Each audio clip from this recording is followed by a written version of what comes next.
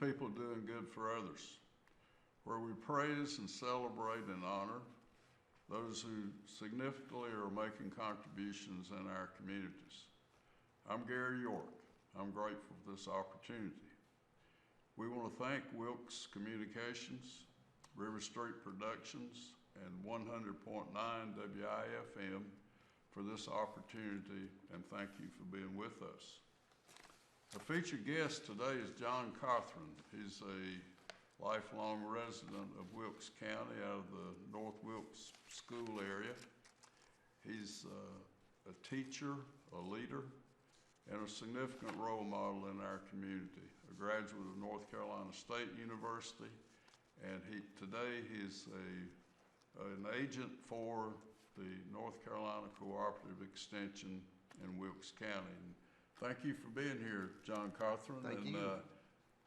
What is it like to grow up on a farm, the rich tradition that in your family, a third generation, and tell us about that.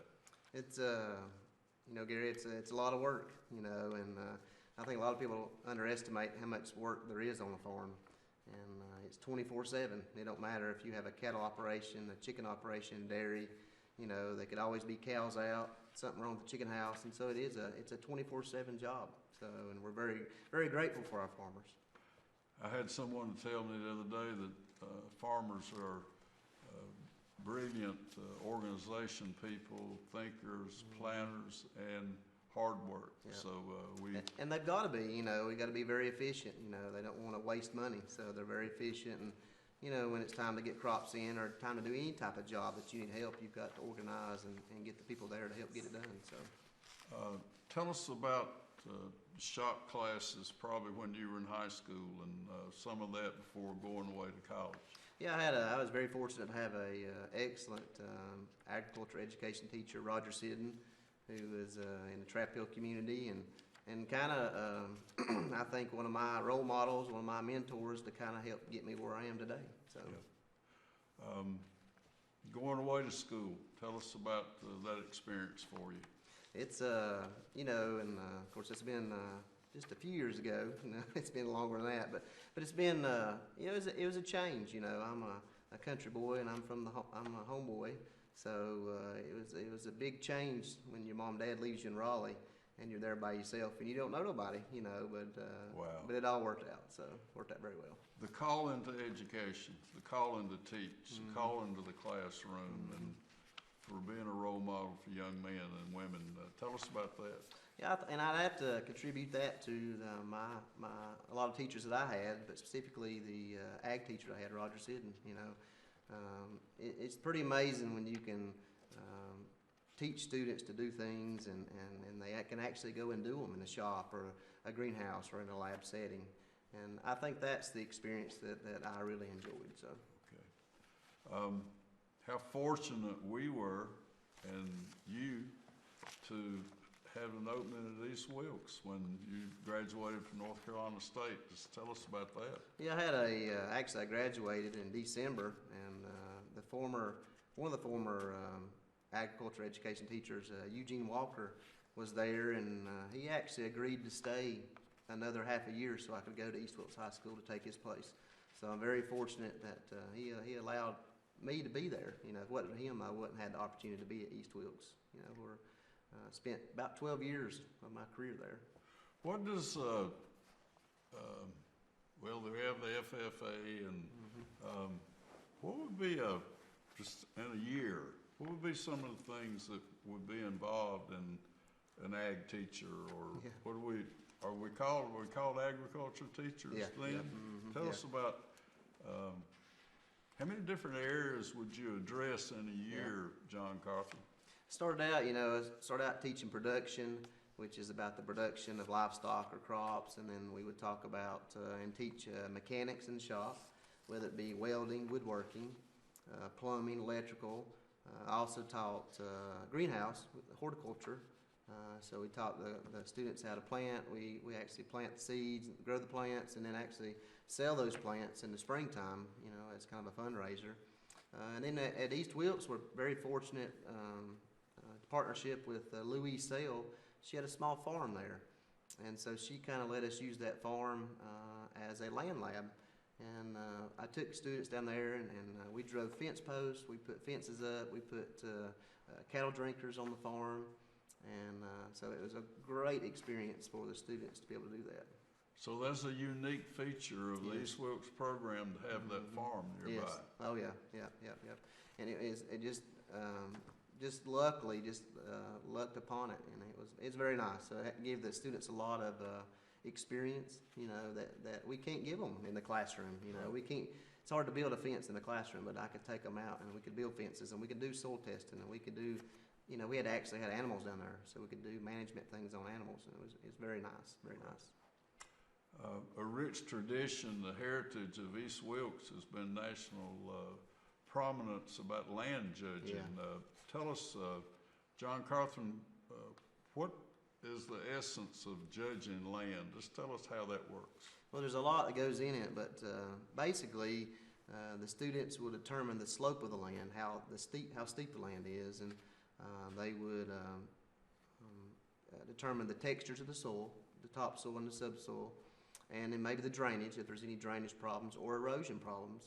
And then they would go and give recommendations for that land, whether it could be in crops, whether it could be in grass, whether it needs to be in forestry, or maybe it need to be in recreation. A question that just came to mind, soil testing. Tell us, what does that mean to a person who's watching an ag show for the first time today, and you talk about testing the ground? What does that mean? That means we actually have the forms and the boxes at the extension office there, but you can actually send it off to the state lab, and it's free at this point until November, and then at that point it becomes $4, but then that ends in March, and after March it becomes free again. But you can take soil samples of your lawn, of your garden, of your pastures, or your hayland, or whatever, and send it off to Raleigh, and it will tell you the pH. It'll tell you, kind of what you need to add to your soil. So it does recommend what to do. It gives recommendations based on what your intended purpose is for the land. Yes. And that way we're not putting more than what we need. You know what I'm saying? Yeah. And that's why a lot of farmers do soil testing on their crop land and their pasture land, because they don't want to put out no more fertilizer, no more whatever that they have to. So I guess the better farmers are doing it all the time. Yeah. They don't just let it go for 4 or 5 years before they get back to it. Yeah. But we also encourage homeowners and the people that's got gardens to do the same thing. Okay. So if your garden's not performing, despite the weather, but year after year, if your garden is not performing, maybe do a soil test to kind of see what nutrients it's lacking. Okay. That rich tradition of land judging, you've been local winners, state winners, and even to national. Tell us about that progression, John Cothern. And it kind of started with the previous ag teacher, Eugene Walker. So I've been very fortunate in my careers to be surrounded by good people. I've kind of followed good people, which has kind of been hard, to fill those big shoes. But Eugene Walker was a tremendous asset to East Wilkes, and he was very passionate about the land judging. They actually were several times state winners, and then they actually won the national contest as well. Right. Who's Rudy Holbrook? Rudy Holbrook. He's a resident of the East community. Rudy is a huge supporter of mine when I was at East High, and we're still good friends now. Rudy was actually on the first land judging team that went to the national contest with Mr. Walker. Wow. And I was lucky. Rudy had 3 sons, and Mr. Walker took one of his sons, and I actually got to take the other 2 to the national contest as well. How about that? So it's pretty neat. Yeah. So it's a rich traditions passed on from child to child and father to son. Yeah. Tell us about, you were 12 years at East Wilkes, 2 years at North Wilkes, and then made the decision to come to Extension. Yep. Describe cooperative extension. We know there's an office in every county, but what does it do? Cooperative extension is we kind of empower people to, we give them the information and the knowledge to do things. So we're kind of, like we said, we're helping people, you know. In our office, we have a 4-H agent. We have Bill Hanlon, which is our horticulture agent and our director. And so he helps with the orchards. He helps with home horticulture, you know, such as your gardens, maybe your lawns. And then you have me, and I help with the livestock and row crop aspects of that. Okay. So I kind of work directly with farmers. And we're just kind of helping farmers be more efficient, you know, maybe put more money back in their pockets. What is the key role? So if there's something you do a lot, what would that be? I think it's just education. You know, it's educating, you know, whether it might be on vaccinations for cattle, whether it might be on recommendations for a cover crop for the crops, you know.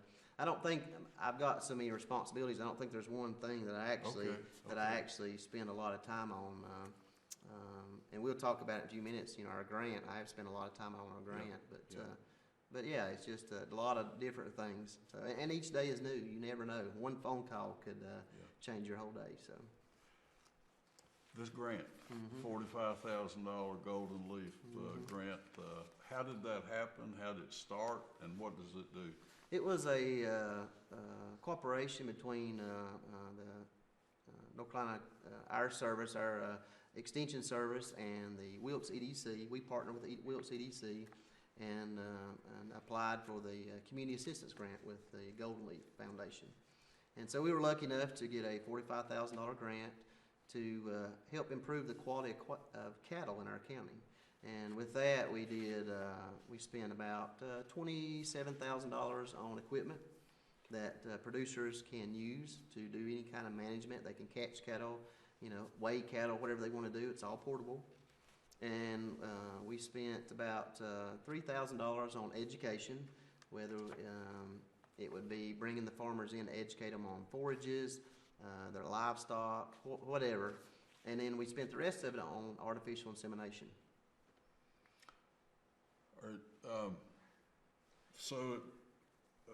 This equipment, you transport it or carry it with you to the farmer? Yeah, a lot of times I do, and it's allowed me to visit some farmers and some farms that I would have never had the opportunity to visit before. So we're very grateful, you know, for Golden Leaf, and I'm very grateful for the EDC to help partner with that. Okay. But it's been a huge asset for the farmers here in the county.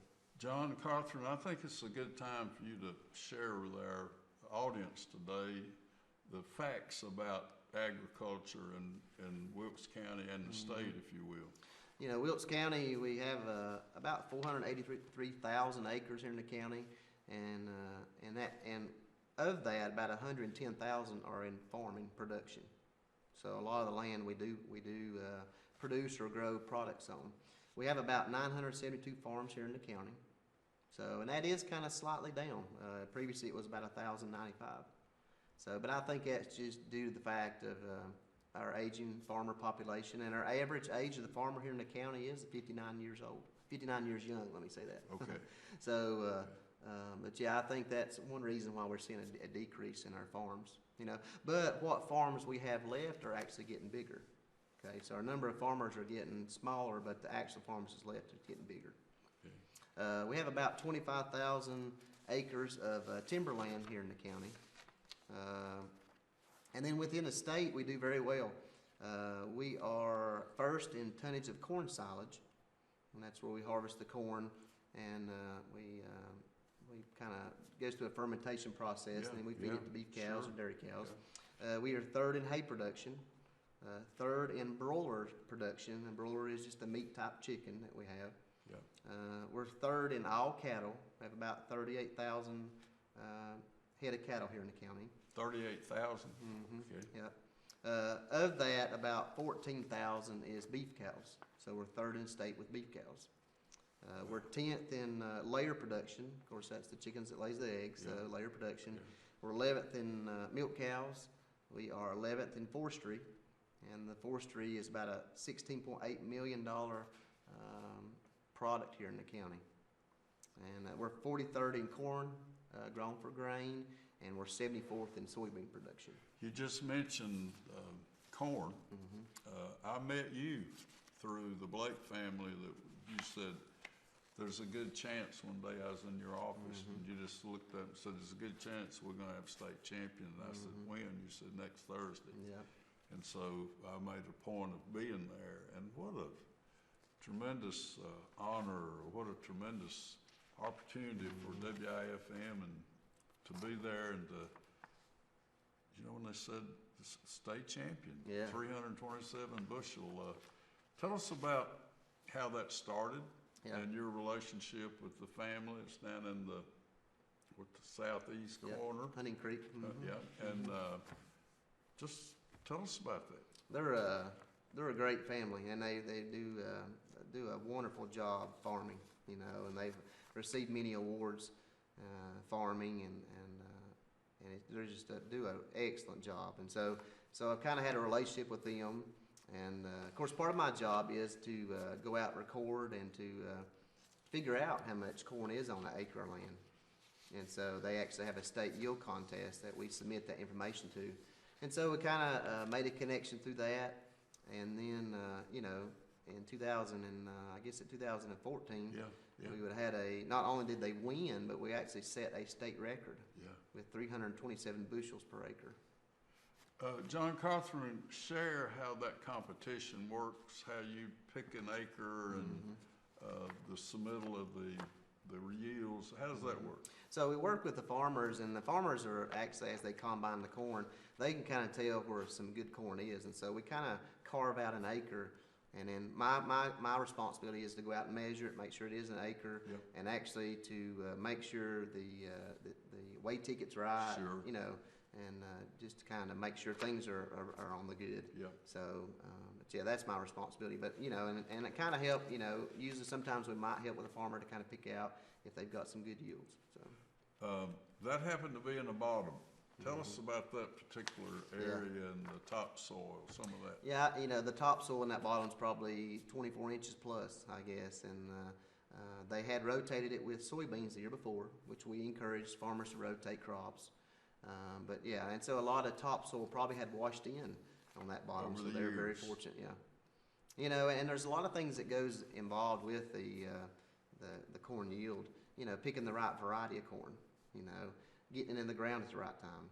You know, and then once you get it in the ground and get it planted, you know, then it's the good Lord's responsibility. Then, you know, or not his responsibility, but he's gracious enough to give them the rain what they needed, and they just had an absolute perfect situation. You know, the rain come exactly when they needed it, and it was just a perfect scenario. No drought, and cool nights and warm days, and just God thing. That's right. That's right.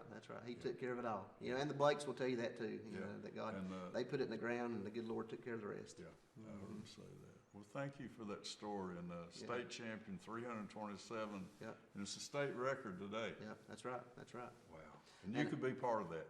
That's right. And it's very exciting, and we appreciate you coming down. That's a long trip for you. Well, I never will forget being there when we're the best of the best. That's right. And it's hard to believe that, you know, that here in Wilkes County we set that state record when we're not known for corn production here. You know, the eastern side of the state is where the corn is grown mostly, and so it's very exciting that we did that here. So,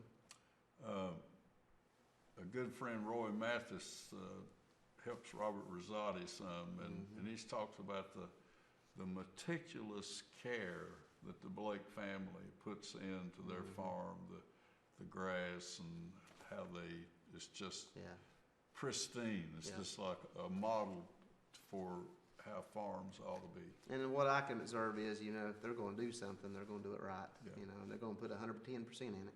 You know, and do it right. So it's a good time for us to talk about poultry. You said it's somewhat unique, but we want to talk about litter. Yeah. The fertilizer that comes, the byproduct of having chickens, and that's right. Tell us about the role the litter plays in this county. Yeah, it's pretty tremendous, you know. And as I took this job, I didn't realize it, but the cattle business is actually a direct spinoff of the poultry industry.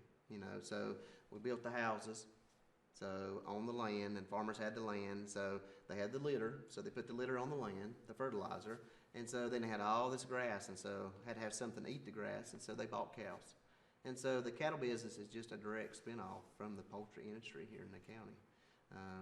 And instead of broom straw, you said grass. yeah, right? yeah. If we didn't have chicken litter, we'd still have a lot of broom straw here in this county, Right. you know. And we're very fortunate because I have calls, you know, not daily, but I do have calls of other counties wanting to know if there's any extra poultry litter available, Yep. you know.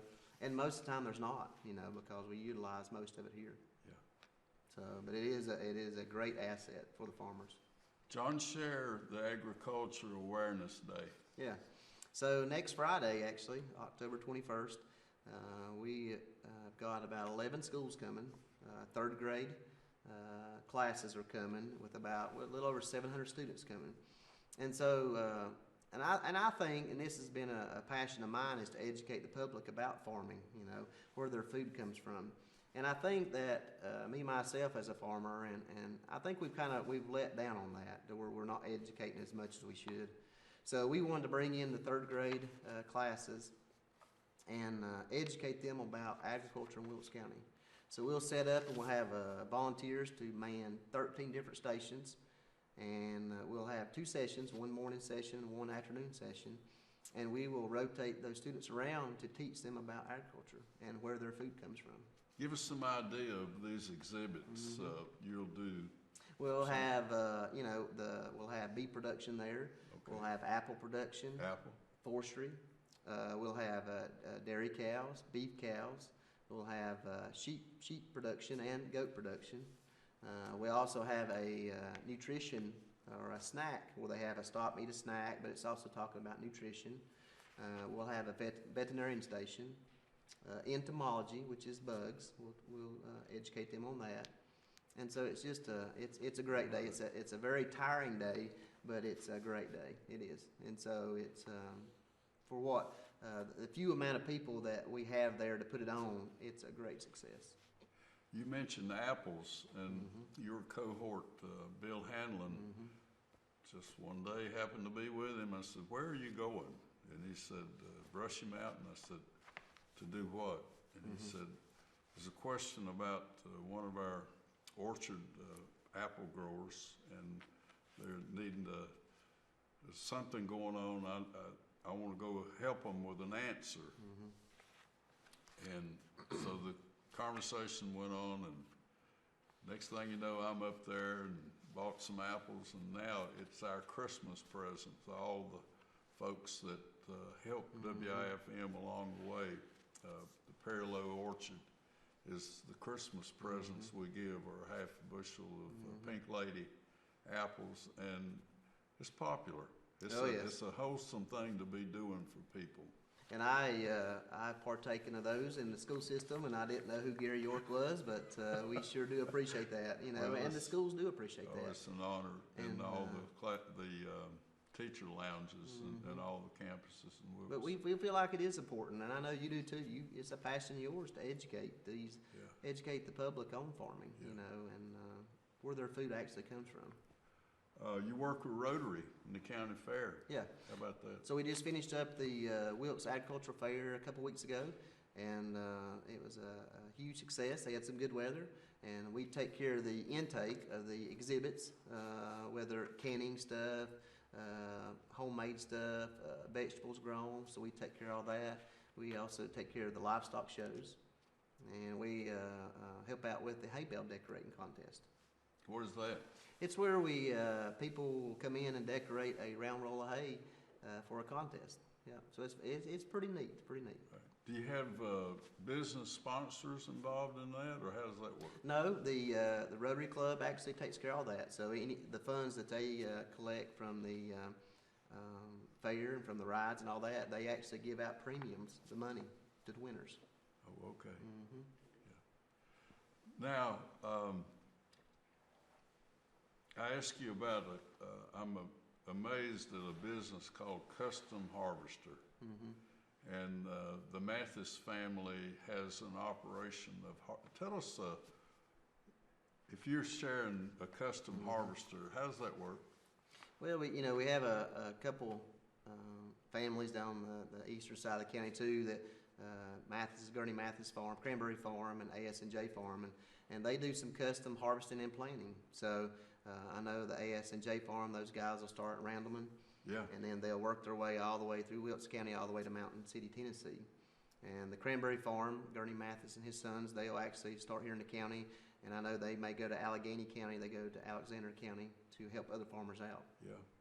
So, You was talking about that silage. That can be a business too. Is that right? Yeah. Where you grow and Yeah. have silage and then deliver it to Yes. the beef cattle. and that's where most of our silage, it is, I don't know, probably 75% of the silage grown here in the county leaves this county and goes to another county. So, Okay. for dairy farms. Tell us about the other side of your life, about being a farmer and having a farm supply business. Tell us about your daddy and Yeah. how your relationship. Will you do that? Yeah, we've been, as long as I can remember, we've always had beef cows on the farm, at the house, and it was, of course, raised on the farm, and so, probably almost 20 years ago, had a partner, Matthew Higgins was his name, and we started, C&H Hardware at that point in the Hayes Mountain View community, and there had been some previous hardware stores there. And it kind of evolved, and so 20 years later, which we changed our name to Mountain View Hardware, and it's me and my dad, Michael Cothern, there, and running the business. So Just some of the items that are readily or available there that are big movers. yeah, we do. Seasonal is our big time. The springtime is our biggest time, and so we sell a lot of fertilizer. The farm supplies is pretty big. The fence posts, the seeds, the garden seeds. For the farm, for the residents. There in the community to buy a lot of their seeds for their gardens there. And so plumbing, electrical. I mean, we're kind of a general store. It's kind of, we try to have a little bit of everything. So. Yeah.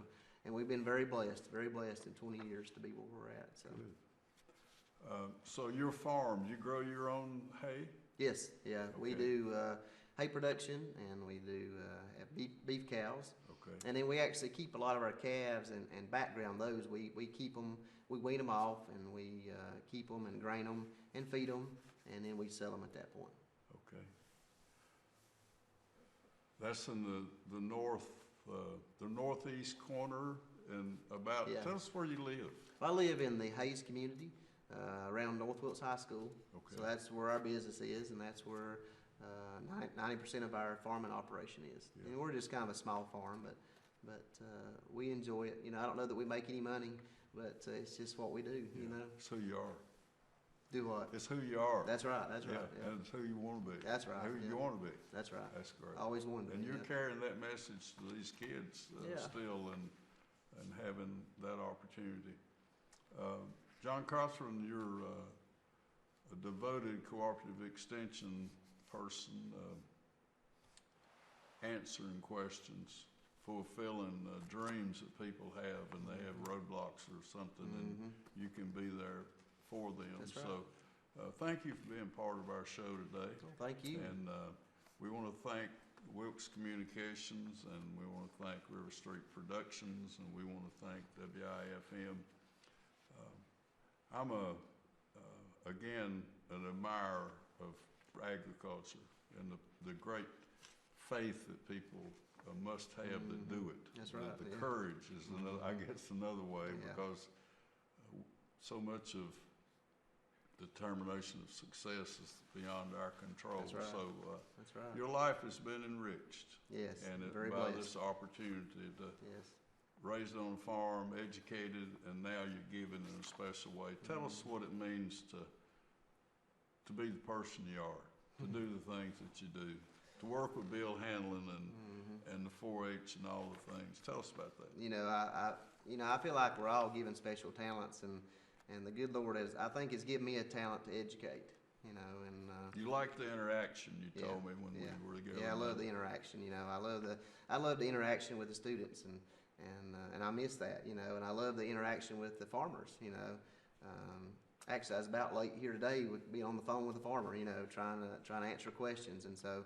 But I think the good Lord has blessed me with a special talent for education, and I love it. And it's kind of like this job, this fell right in my lap, and it's just where I need to be. You're seeking and finding ways to serve God, family, friends, and worthy causes. John Cothern, it's an honor having you here. Thank you, Gary. And let's do this again soon. Yes, sir. Thank you.